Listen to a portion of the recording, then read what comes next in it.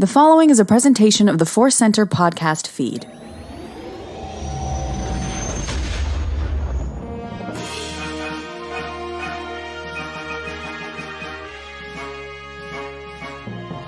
As Obi-Wan Kenobi once said, hello there, and welcome to Force Center presents Databank Dive. I'm Ken Napzok. And I'm Joseph Scrimshaw, and like Ken just said, this show is Databank Dive. It is a fun little show where we talk about something weird, wild, generally fun in Star Wars. It is. We want to let you know that if you enjoy the show today and you want more, we are having this ongoing series here in Force Center. We'd have kind of an original exclusive season on The Companion, a great sci-fi app for great articles, podcasts, a lot of specific shows they cover like Stargate, Far Cry, a lot of stuff like that. Check out the fine folks at The Companion, and the first bonus season of Databank Dive is up there. Joseph, are you ready for today's topic? I have the power today, the dark side power. Now, are you ready for what we're going to be talking about today, sir? Yes, you selected a wonderful topic, and I cannot wait to dive into it or dodge it. Or dodge it indeed. Today, we are talking about boomas, or a booma, or an electrical ball, or as I called them for a while, bombas? I don't know how I got that in my head, but we are talking today about the weapon, one of the main weapons of the Gungans on Phantom Menace. Joseph, gut reaction to that topic. Oh, I'm so excited. I can't hear the word booma without immediately hearing the sound. I think I am going to be losing it a little bit by the end of this, because I am just going to be constantly hearing that weird electrical bouncing sound throughout our entire discussion. Mm-hmm. The boom, boom, boom. Love it. I love it. I love it. Let's get a description. Here's what we do on the show. We'll go into the StarWars.com databank and see what they have to say there. Sometimes those descriptions are wild. Sometimes they're, underwhelming. And that's part of the journey. Then we'll head to Wookieepedia for more. If we need their boomas, as it says on StarWars.com's databank, were spherical grenade-type weapons colored pink and purple that were used exclusively by the Gungan Grand Army. Inside each energy ball was a plasma-like substance harvested deep inside the crust of Naboo's surface that would short out electronic equipment and droids, in addition to delivering great shock to organic beams. Ouchie. They came in various sizes and could be launched by hand, sling, or even catapult. There's a lot of information there, Joseph, about what's in a booma and what they're about. What's in a booma? Yeah, as you said, this is why we love going to the StarWars.com databank, because sometimes entries are written with flair, and sometimes they are almost frighteningly sort of emotionally distant and remote. Mm-hmm. This is a just the facts entry. It is weird to read something called, grenade type weapons. There's something about it that makes me laugh, of somebody being like, hey, what's that over there? Oh, it's a grenade type weapon, colored pink and purple. It's so factual. It's like, sorry to mix the streams here, but it's like Spock wrote this. The boomas are so wild and strange and fun and colorful. It's fun to see such a just the facts entry about boomas, the electrical grenade bombs. Yeah. And there's some questions that just popped in my head from this that I didn't even think about when I prepared this episode. So we'll dive into some stuff when we can. More from Wookieepedia. Not a ton. In fact, a lot of it's repeat information, but I love a little bit of the flavor that Wookieepedia adds. They were manufactured by the Oda Gunga Defense League, which I'd love to know more about that. I think I want a Disney Plus series about some of their weekly meetings. They were manufactured by the Oda Gunga Defense League with the exotic plasma. So it's an exotic thing. That's good. These are collector's items that was naturally present in the porous crust of Naboo. They came in different sizes, as we said, but could be thrown by hand sling, atlatl, cesta, or falumpazit. Falumpazit? Yeah, how do you say that? Falumpazet. Wow, Oompa Loompa set. I love it. Which is the catapults there. A lot of like my last name. A lot of consonants next to vowels sometimes to throw me. Boomas were used by the Gungan Grand Army, notably during the Battle of Naboo. That's kind of a repeated point there, but interesting because I'm wondering where else they use them. So let's get into boomas. Joseph, how would we physically describe a booma inside and out? Okay, if I was just trying to get like a human who was not as familiar with Star Wars to understand it, I would say imagine uh, it's a dodgeball that somehow contains the spirit of an electric eel. It is Ooh, frighteningly electrified. It is definitely has this sense that it is organic, that is of the earth. Now I know the facts that it's got exotic plasma all up in there. Yeah, yeah. But the whole vibe is it's the space fantasy version of a dodgeball. It sounds like a dodgeball. The sound that it makes, I find kind of like joyful and silly and fun. And I can feel it on the side of my cheek from being hit in the face by a dodgeball specifically. This isn't like a normal, this isn't like a basketball or a baseball or any other like serious sports ball. This is you are in grade school in the gym kind of ball, you know? Yeah, I know some friends of mine in LA who are like semi-pro dodgeball players, and it's serious. So I wonder if they play with Boomas. Have you thought? And you're making me think of this though, Joseph. Like, what is the speed at which the Boomas need to be thrown at to activate them, so to speak? Like, if I was just a tossy one, like say Tarples to Binks, is that not enough speed to activate it? There's got to be the intention behind the throw? How do you envision them actually working? Yeah, I think you need to put a little bit of weight into them. I mean, there's this shot where they're thrown and Jar Jar tries to throw one and it wraps around his head, and you don't see it explode and shock him. Right. And when he's juggling the one that Tarples gives him and it flies back into the battle droid, it gets some air. So I think it would be the kind of thing that like if I were handling in real life, I would be deeply frightened that I'm going to look at it the wrong way and it's going to, the exotic plasma is going to explode and shock me. Yep. But in reality, you got to chuck it hard. You got to get some juice on it. Yeah, do not taunt Happy Fun Ball or the Boomas because but the Jar Jar scene comes to mind. Yeah, it's like whoop whoop. Oh, it hits the droid. So then I'm thinking like, does it react to the surface? So organic, it doesn't react, but then it just says it gives the organics a little bit of a shock there. So I don't know. And then even the bigger ones, bopping and blopping down the hill. They don't. I guess maybe I would have loved to seen one hit the ground and just splat after Jar Jar pulled down that cart, and maybe one did. Maybe you just don't see that. Yeah, but like, yeah, you're right. And maybe they can sense when they hit droids and that makes them go off. Ken, did you play with Super Balls? Is that a regionalism? Do you want to? Yeah. Minnesota's own Super Balls. No, I played a little bit. I mean, I played a lot like dodgeball, handball stuff at school with the big red ones, which I love that sound. Yeah. But yeah, not the Super Balls as much. Yeah, I mean, the Super Balls, I just had a sense of memory while we were talking about it. I didn't even think about it ahead of time of like, if anybody's like, what are you talking about? Because I don't know if they're still popular, like, because people have like the internet. They don't have to just go outside and throw balls like we did. They're small, right? But they always were like colorful inside, and they would have, they're just little plastic bouncy balls, but then inside they would have like glitter frozen in them. And thinking about it now, like, that's really what like Super Balls, bouncy balls were like, they were the absolute, they were really fun to play, but they were definitely, no matter how you threw them, going to end up in the yard of the grumpiest person on the block.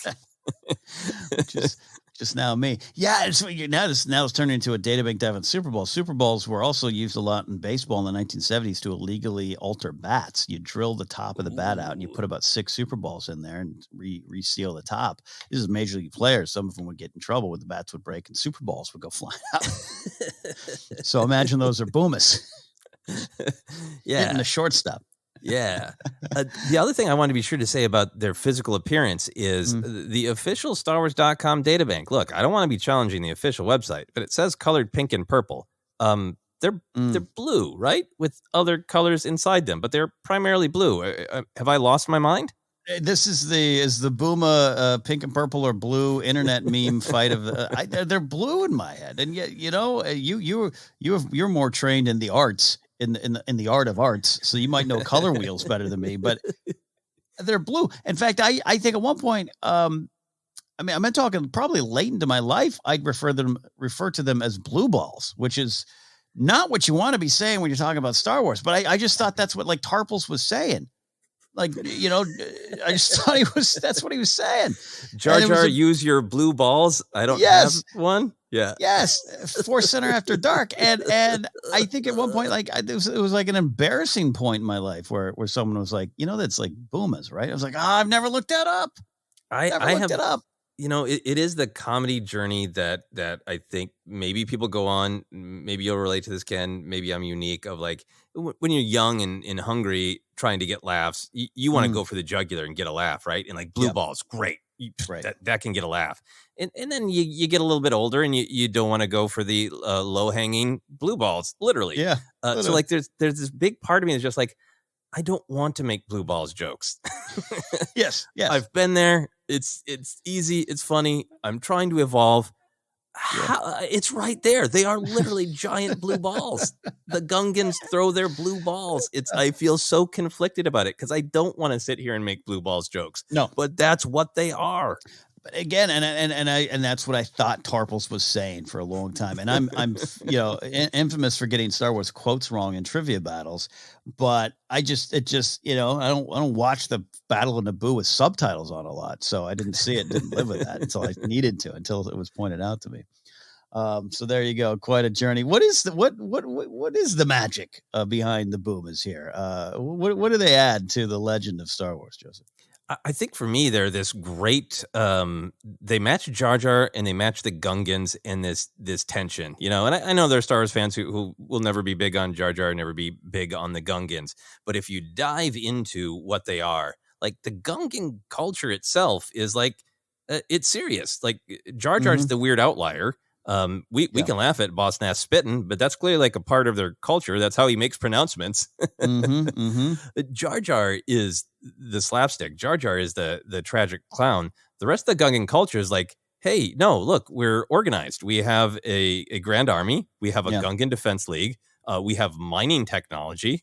That gets to the exotic plasma and makes weapons out of it. So I think for me, there's this great contrast where they're silly. They make this weird noise and they are just kind of funny space fantasy blue balls.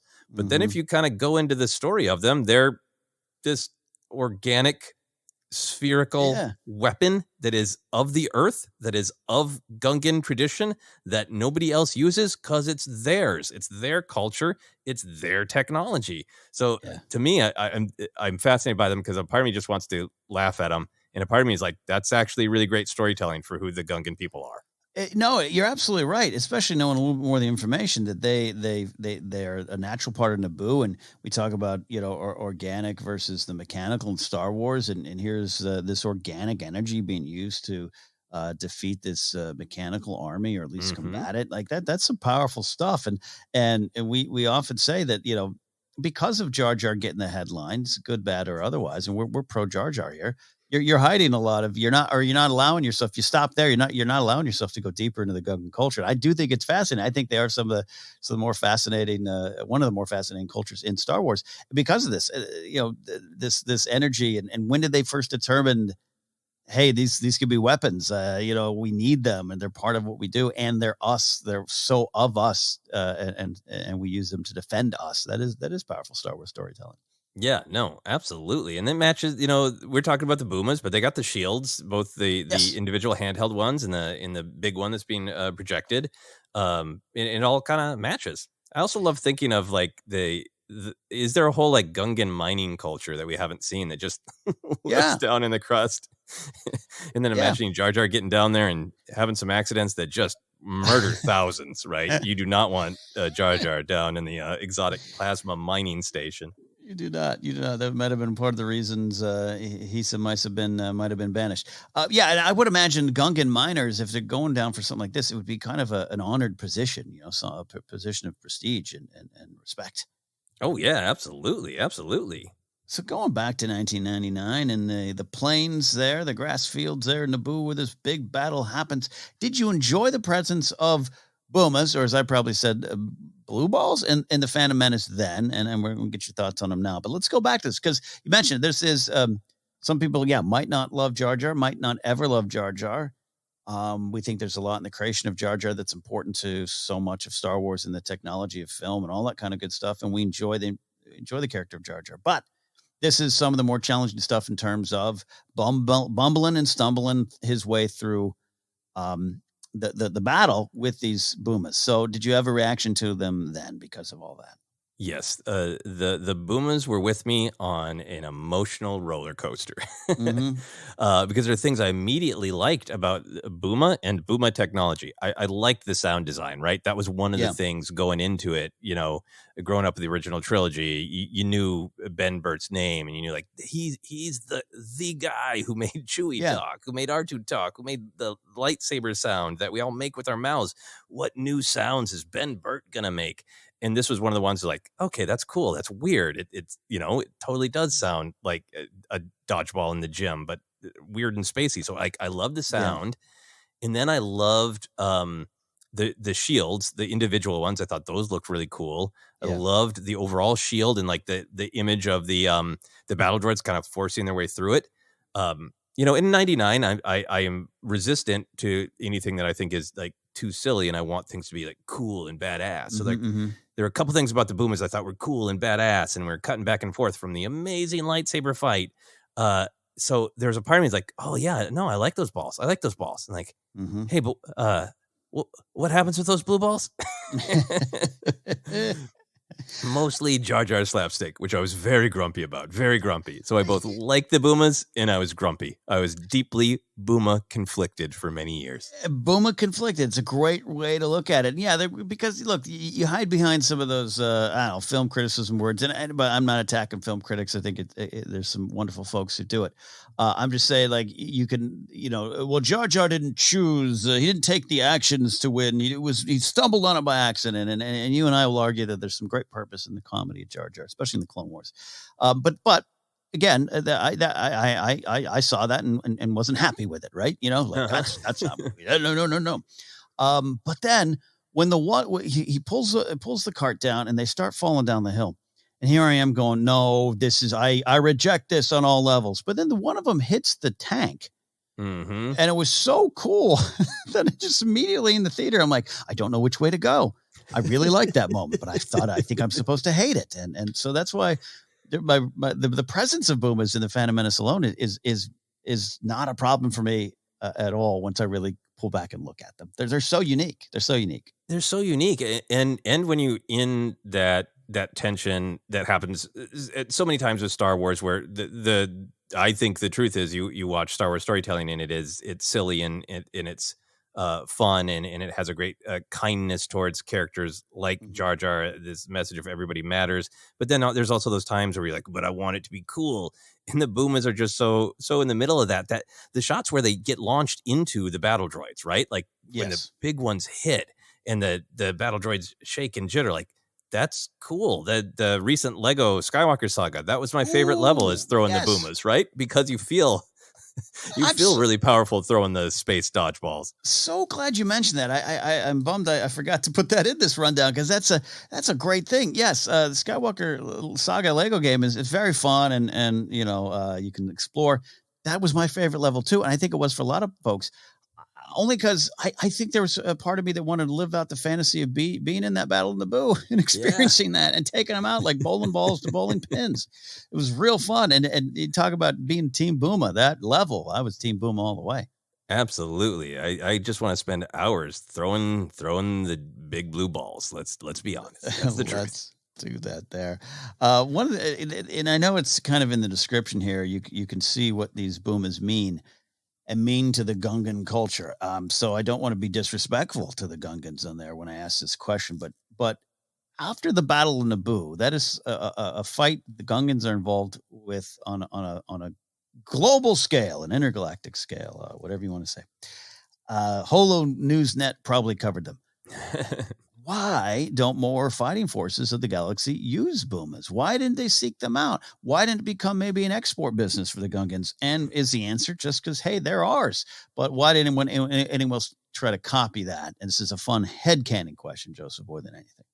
Yeah, no, I mean, they are, to me, it's either ignorance, like sheer ignorance, like maybe there were reporters, but they didn't really ask the Gungans the right questions. They're too busy interviewing Padme and doing, Qui-Gon Jinn life retrospective coverage. So maybe there's just kind of some ignorance. I Googled on Wookieepedia, it pops up in the Clone Wars, the droid poppers, but those are, is that the connection? That could be is a that version secretly of it? exotic plasma? But no, there's nothing in canon. Those are just EMPs. But it's so fascinating to think about is, 10 years later, we head into the Clone Wars where, plasma that short circuits droids on mass scale would be pretty valuable. A lot of droids fighting in the Clone Wars, right? So it's got to either be ignorance or totally Gungans going, no, that's ours. No, we're not going to let the Republic strip mine our planet. Yes. Like, I can imagine a story where, it's an art to mine this. You have to take it at the right time from the right place. You can't take too much at once or it unbalances our organic, natural planet. No. So there's a part of me that's either it's ignorance or Gungans standing up for what's theirs. Yeah, no, absolutely. And I could really get behind that. And you could see maybe another, an army trying to, build their own version of it. And maybe it doesn't go well. But yes, also on just, fun practical side, could you imagine some lats coming in instead of those gun bubbles at the front? It's just 2 boomas that they drop. Hendrix plays in the background and some boomas explode. Ding, ding, ding, ding, ding. Yeah. Just machine gun firing space super balls. Boop, boop, boop, boop, boop, boop. Oh, that'd be great. Yeah. I also like the idea that maybe that this could be storytelling yet, because we haven't got a lot of storytelling in canon of what happens to poor Naboo once the Empire is formed. Palpatine is from Naboo. I think once Palpatine gets the Empire, he's got a long, long list of things to take, right? And I wonder if on number 472, way down on his list, is take those blue balls from those Gungans.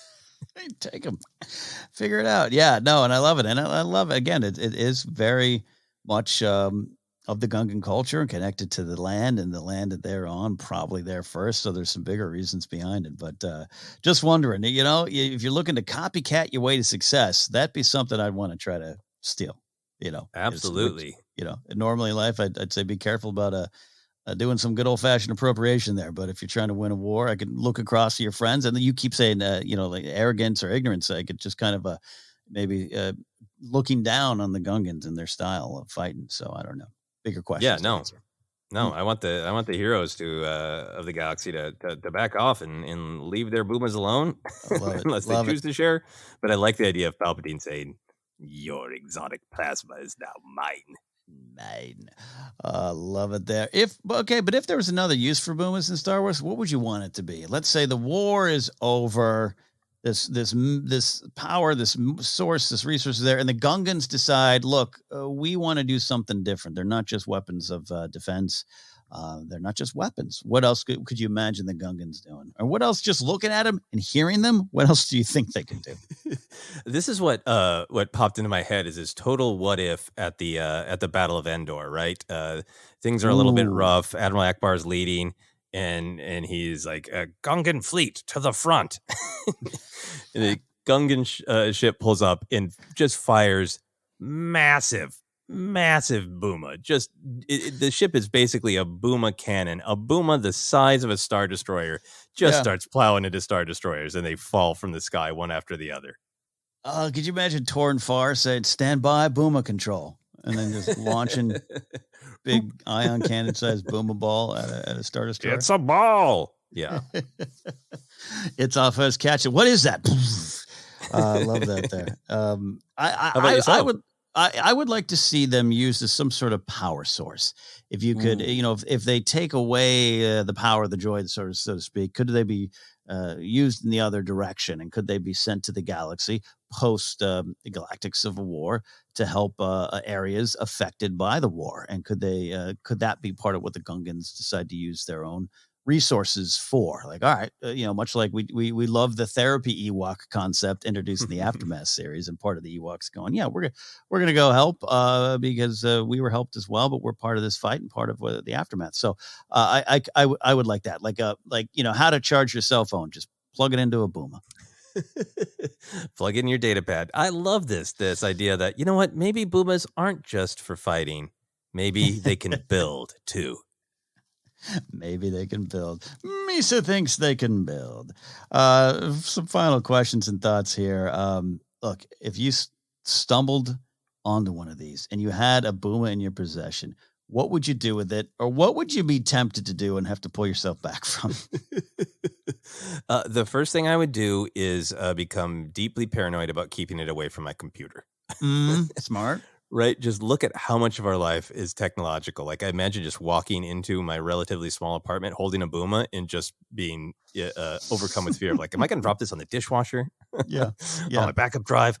And then I think honestly, what I would be tempted to do is like go way out into nature, like on a hill where I don't think I'm going to hurt anybody and just chuck it. Yeah. To hear that sound echo through hills. And just to hear what it sounds like when it hits a rock. Just that'd be great. Or if you have if you had a car that was like it was done and you kind of needed to get rid of it anyway, chuck a Booma at your car and see what it does. See what it does. Just it's like taking the Xerox machine out to the field in Office Space. It's just that. For me, I mean, look, us being in LA, I think the big temptation is traffic because assuming it doesn't kill anyone and it only stops the cars, like it does with the droids. I know it causes more damage to the droids, but if I could just lightly use it, almost like a droid popper, to just clear traffic. I think it'd be hard not to think about doing that, but I wouldn't want to. Don't endorse. Oh yeah, but a Prius popper. Prius popper. Carry it in the glove compartment of your car. Just telling yourself, one of these days I'm going to do it. Is hold it out the window like I mean it. Absolutely, but yeah, you're right. I would not where do you store that? I don't know. Yeah, dangerous. Well, we have come to the end of our discussion here on Boomas. Any final Booma thoughts, Joseph? Oh yeah, I think they are so awesome in their look, in their sound, in their meaning. The fact that they are badass and silly at the same time is just beautiful to me. And I'd love to see an art installation of Boomas of all sizes. I think I would love to see like in an actual like fine art museum a display of Boomas. And people who know Star Wars would be like, cool, Boomas. And other people would be like, what an elegant display of electric looking balls. And what would you do? What would you do if with a set of realistic to scale Boomas, various sizes and all, made by HasLab? Would you support that one? I would absolutely support it, and then I would rent a separate storage unit just for my Boomas, so they don't destroy anything else I own. There you go. And then maybe make that art display. We're going to rate the wild and weird factor of Boomas. Our rating, as always, is based on one of the original Star Wars weirdos, Lobot. We love Lobot here. So, Joseph, out of 10 Lobot heads, 1 being the least, 10 being the most, how many Lobot heads do you give Boomas? I'm giving Boomas 8 Lobot heads. I think they're pretty weird. On one hand, they make perfect sense. They're plasma balls. Oh, plasma weapons, cool. The noise they make, too weird. And now I am thinking about Lobot having to avoid them hitting his head unit. Yeah. Oh God. Oh no, get those away from me, Lando. Yeah. Yep. Oh, that's interesting. So I'm going a full 8. Full 8. Okay, here's the thing. I was going to probably start out at the beginning of this episode. I would have thought I was going to rank it lower, like a 6, because of what you're saying. It's a wild, weird weapon in Star Wars, but it's something we could imagine. It makes some sense the way it's used. You get it, but then you get more of the story, and you get more of this organic resource mined and used specifically by this culture to defend themselves. That's wonderfully unique and weird to me, and I'm going to bump it up to an 8 as well. 8 out of 10 Lobots for me and Joseph on the Boomas here today. A lot of Boomas out there. Watch your head, Lobot. As we sign on out of here, we're going to let you know where you can find us. You can find me at, first, I want you to find the podcast. Sorry. We are pretty simple to find. All of our links are on Twitter. If you go to @ForceCenterPod, you'll see link trees, you'll see episodes, you see where to support us. It's all there. You can follow me at Napzok or go to my website, catnapzok.com. Joseph, where can they find you? Yeah, you can find me on all the social media. Twitter, Instagram, TikTok is at Joseph Scrimshaw, and on my website, josephscrimshaw.com. There you go. That's it for Databank Dive. Boomers, we love ya. We'll see you next time here on Force Center.